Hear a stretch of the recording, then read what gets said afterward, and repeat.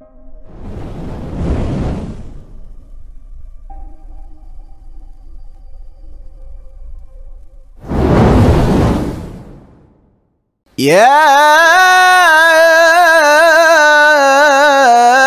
أيها الذين آمنوا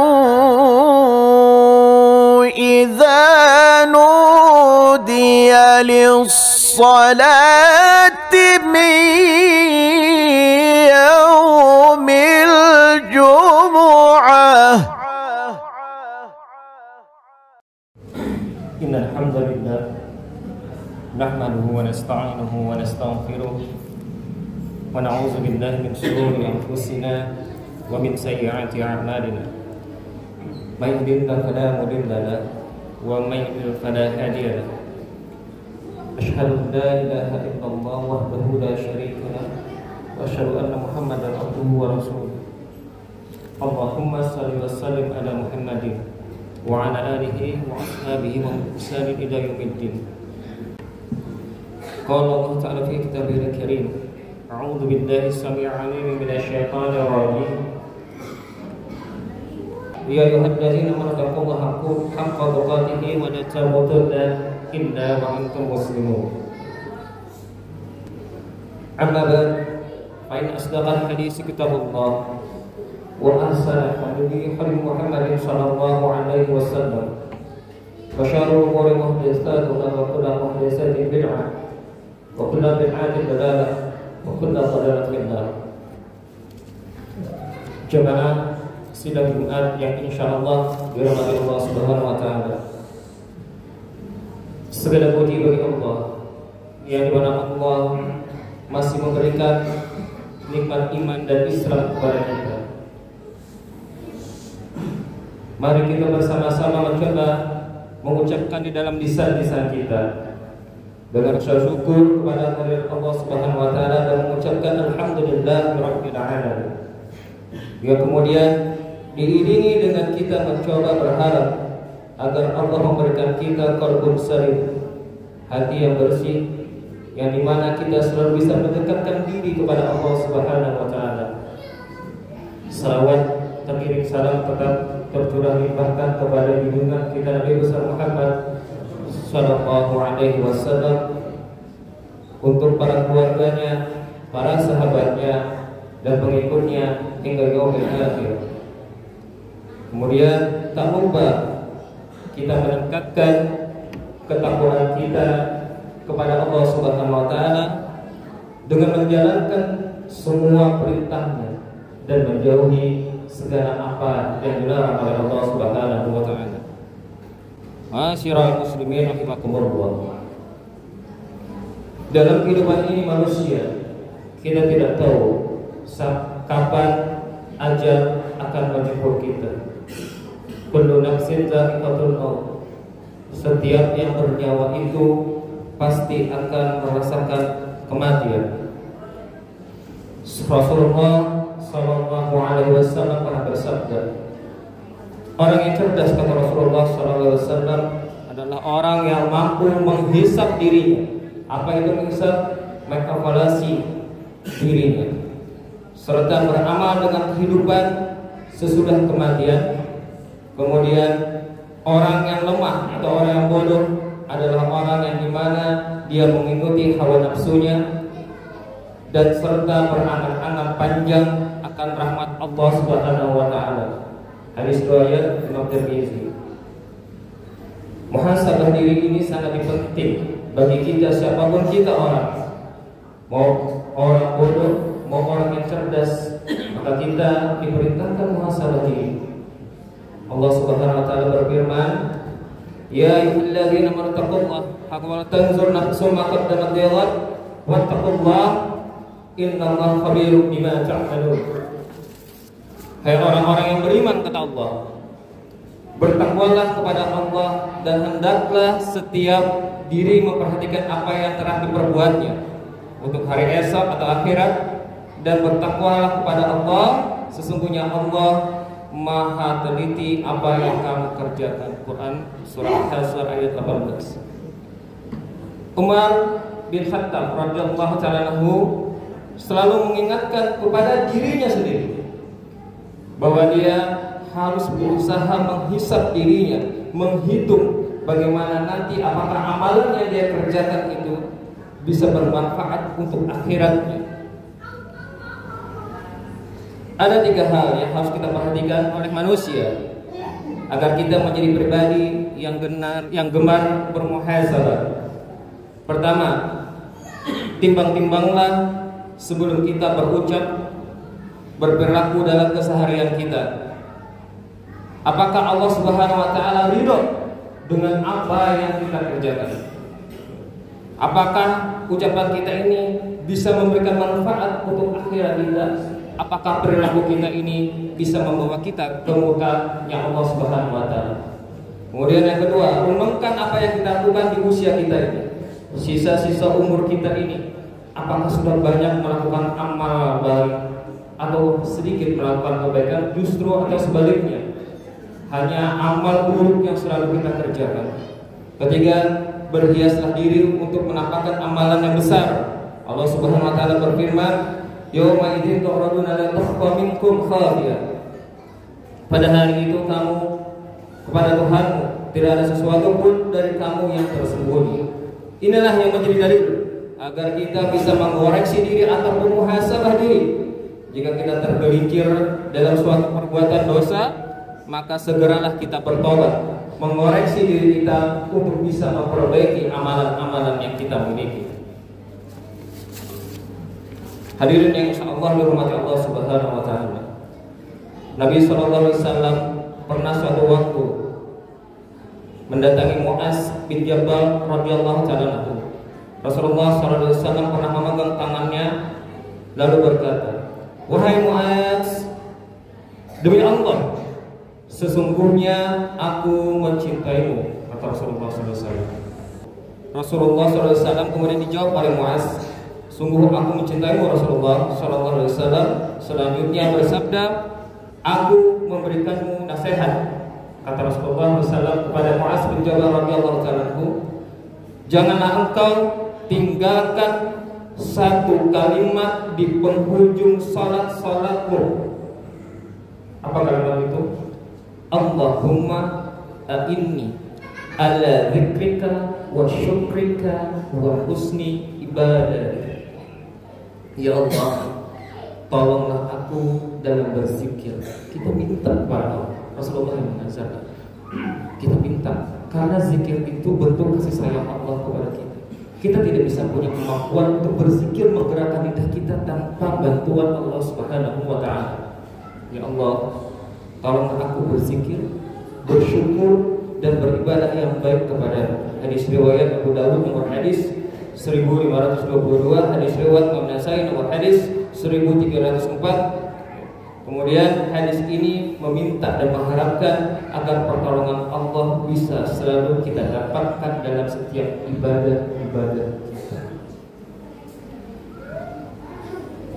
Betapa besar manfaat seseorang yang untuk mampu bermuhasabah diri, mampu melihat kekurangan yang ada dirinya. Allah Subhanahu wa taala menyampaikan di dalam Quran surah Ali Imran ayat 190 sampai 191.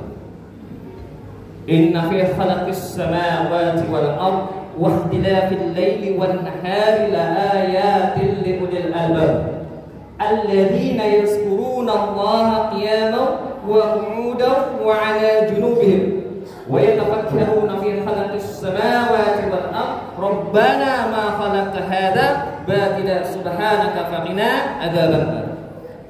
Sungguh dalam penciptaan langit dan bumi dan pergantian malam dan siang terdapat tanda-tanda kebesaran Allah bagi orang yang berakal.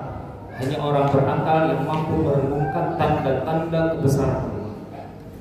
Kemudian yaitu orang-orang yang mengingat Allah sambil berdiri, duduk dalam keadaan berbaring, dan mereka memikirkan tentang penciptaan langit dan bumi seraya berkata, "Ya Rabb, ya Tuhan kami, tidaklah Engkau menciptakan semua itu sia-sia, Maha suci Engkau, lindungilah kami dari azab neraka.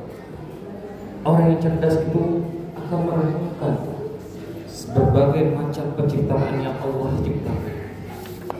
Dia merenungkan bagaimana dirinya diciptakan, untuk apanya dirinya diciptakan, dan bagaimana nanti setelah dia diciptakan. Itulah pentingnya kita bermuhasabah. Apa manfaat muhasabah? Yang pertama, meringankan hisab pada hari kiamat. Kenapa bisa? Muhasabah bisa meringankan hisab pada hari kiamat. Karena kata Umar bin Khattab radhiyallahu ta'ala anhu, hisablah diri-diri kalian sebelum kalian dihisab, itu akan memudahkan hisab kalian kelak. Timbanglah amal-amal kalian sebelum ditimbang kelak. Keadaan inilah yang genting nanti pada hari kiamat. Jadi bagaimana bisa muhasabah ini bisa meringankan kita nanti di yaumil akhir? Karena sebelum kita nanti dihisab oleh Allah Azza wa Jalla, kita sudah mencoba menghisab diri kita. Apakah diri ini terlalu banyak berbuat maksiat dan dosa? Apakah diri ini selalu melakukan hal-hal yang memurkai Allah Subhanahu wa taala? Kita bisa introspeksi diri kita hingga kita bisa mengiringi kekurangan-kekurangan tersebut dengan taubat dan nasuha. Kemudian yang kedua, terus berada dalam petunjuk. Kenapa bisa seorang yang bermuhasabah itu selalu mendapatkan petunjuk? Sebagaimana ini disampaikan oleh Imam Badawi rahimahullah dan tafsirnya, bahwa seseorang bisa terus berada dalam petunjuk jika rajin mengoreksi amalan-amalan yang dia lakukan. Amalan yang kita lakukan itu benar apa tidak, sesuai sunnah apa tidak, dicontohkan oleh Rasulullah apa tidak, menyimpang apa tidak. Kemudian yang ketiga, dapat mengobati hati, karena hati yang sakit tidak mungkin sembuh dengan melainkan muhasabah diri. Yang keempat, selalu menganggap diri penuh kekurangan dan tidak tertipu dengan amal soleh yang telah dilakukan. Orang yang mampu memuhasabah dirinya itu tidak pernah sombong, tidak pernah bangga diri dengan amal. Aku sudah sholat tahajud, aku sudah puasa Senin Kamis, aku sudah baca Quran. Tidak akan pernah sombong, karena dia tahu belum tentu amal yang dia lakukan diterima oleh Allah Subhanahu wa taala. Kita di dalam beramal harus ada dua syaratnya. Khauf, takut amalan kita tidak diterima oleh Allah Subhanahu wa taala, dan kedua, berharap amalan itu diterima oleh Allah Subhanahu wa taala. Kita berharap seperti itu. Jadi tidak akan ada sombong dalam diri kita, aku lebih baik dari dia. Belum tentu amal kita diterima oleh Allah Subhanahu wa taala. Kemudian yang kelima, membuat diri tidak sombong atau takabur dengan amal yang dimiliki. Cobalah, dicontohkan oleh Muhammad bin Wasir rahimahullah, dia berkata, andaikan dosa itu memiliki bau, maka tidak ada seorang pun yang akan duduk di sekitar kita. Tapi karena kasih sayang Allah kepada kita, maka dosa itu tidak berbau. Andai saja dosa itu memiliki bau, pasti orang-orang akan enggan kepada kita, mendekati kita. Karena dari setiap kita ini tidak mungkin tidak berdosa. Tidak ada manusia ini yang maksum, tidak ada manusia ini yang suci. Setiap orang punya dosa. Maka pentingnya kita bermuhasabah diri, jangan pernah berbangga dengan amal yang kita miliki, dan itu akan menimbulkan sikap rendah hati dan tidak akan membuat diri kita sombong. Kemudian yang keenam, yang terakhir, seseorang yang selalu bertadabbur itu akan selalu memanfaatkan waktu yang dimiliki selama dia di dunia. Dia tidak akan menyia-nyiakan hidupnya di dunia, karena dia tahu di dunia ini hidup sementara dan tidak akan mungkin berulang kembali. Siapa tahu hari ini adalah hari Jumat terakhir kita di sini. Sudahkah amal Jumat yang hari ini kita lakukan, sholat yang hari ini kita kerjakan ini benar-benar sholat yang terbaik yang sudah kita lakukan dan kita kerjakan? Yakinkah sholat ini kita diterima oleh Allah Subhanahu wa taala? Yakinkah sholat yang kita kerjakan ini benar-benar akan memperoleh balasan dari Allah Subhanahu wa taala berupa pahala? Maka coba kita muhasabah diri agar kita tidak merasa diri ini lebih baik daripada orang lain. Maka siapapun dari kita, mau kaya, mau miskin, mau pintar, mau bodoh, berusaha. Kita adalah seorang hamba yang penuh dengan kekurangan. Cobalah muhasabah diri kita. Mudah-mudahan Allah Subhanahu wa taala selalu memberikan petunjuk dan hidayah kepada kita. Ingatlah, barang siapa yang mengerjakan amal saleh sebesar biji zarrah, faman ya'mal mithqala dzarratin khairan wa man ya'mal mithqala dzarratin syarran, maka dia akan mendapatkan balasan yang setimpal. Ingat bahwa akan ada hari pembalasan. Semoga Allah Subhanahu wa taala senantiasa memberikan petunjuk dan hidayah kepada kita. Petunjuk di jalan-jalan orang yang diberikan petunjuk oleh Allah Subhanahu wa taala, dan Allah jaga kita sampai nanti di yaumil qiyamah. Aqulu qouli hadza wa astaghfirullah li wa lakum.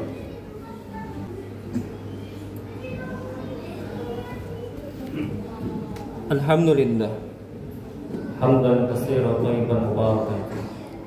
Allahumma shalli wa sallim ala Muhammadin wa ala alihi wa ashabihi wa bilisani ila yaumiddin. Jamaah salat Jumat yang insyaallah dirahmati Allah Subhanahu wa taala. Marilah kita selalu senantiasa mengoreksi diri ini atau bermuhasabah diri, terus meminta kepada Allah agar selalu dimudahkan untuk beribadah, untuk mendekatkan diri kepada Allah Subhanahu wa taala. Kita ambil contoh-contoh para salafus saleh, para sahabat-sahabat terdahulu. Contohnya Umar bin Khattab radhiyallahu ta'ala anhu yang pernah menghukum dirinya dengan mengeluarkan sedekah berupa tanah yang harganya 200.000 dirham karena luput sholat asar berjamaah. Lihatlah bagaimana Umar radhiyallahu ta'ala perkara sholat asar saja begitu penting bagi dirinya hingga dia menghukum dirinya. Ingat ceritanya Nabi Sulaiman alaihissalam yang bagaimana dia betapa cinta dengan kuda-kuda perangnya hingga waktu itu melalaikan sholat asarnya, hingga dia Nabi Sulaiman alaihissalam menghukum dirinya memotong dan menyembelih semua hewan tunggangan kudanya, dan Allah ganti itu semua. Enggak, dengan apa? Dengan Allah berikan mukjizat Nabi Sulaiman mampu mengendalikan angin. Allah pasti ganti. Maka jangan takut saat kita mencoba memperbaiki diri ini, pasti akan ada cobaan. Maka jangan takut saat kita mencoba lebih baik ke depannya dengan amal-amal ibadah yang baik, pasti akan ada rintangan. Yakinlah Allah akan tolong kita selama kita mengikuti apa yang diperintahkan oleh Allah dan mengikuti sunnah Rasulullah Sallallahu Alaihi Wasallam. Semoga di hari Jumat berkah ini kita bisa memperbanyak sholawat kepada Nabi Muhammad Sallallahu Alaihi Wasallam hingga Allah Subhanahu Wa Taala akan membalas sholawat tersebut sebanyak 1 sholawat dikalikan 10 kali. Itulah pentingnya kita bagaimana menghidupkan sunnah Nabi Sallallahu Alaihi Wasallam. Innallaha wa malaikatahu yusholluna 'alan nabi ya ayyuhalladzina amanu shallu 'alaihi wa sallimu taslima. Allahumma shalli wa sallim ala Muhammadin wa ala alihi wasallam ajma'in. Allahumma ighfir lil muslimina wal muslimat wal mu'minina wal mu'minat al ahya'i minhum wal amwat innaka sami'un qaribun mujibud da'wat wa ya qariya hadza. Allahumma rabbana zalamna anfusana wa in lam taghfir lana wa tarhamna lanakunanna minal khasirin. Allahumma la ilaha illa anta subhanaka inni kuntu minadh dhalimin. Rabbana la tuzigh qulubana ba'da idh hadaytana wa hab lana min ladunka rahmah innaka antal wahhab. Rabbana atina fid dunya hasanah wa fil akhirati hasanah wa qina adzabannar. Ibadallah, innallaha ya'muru bis-salati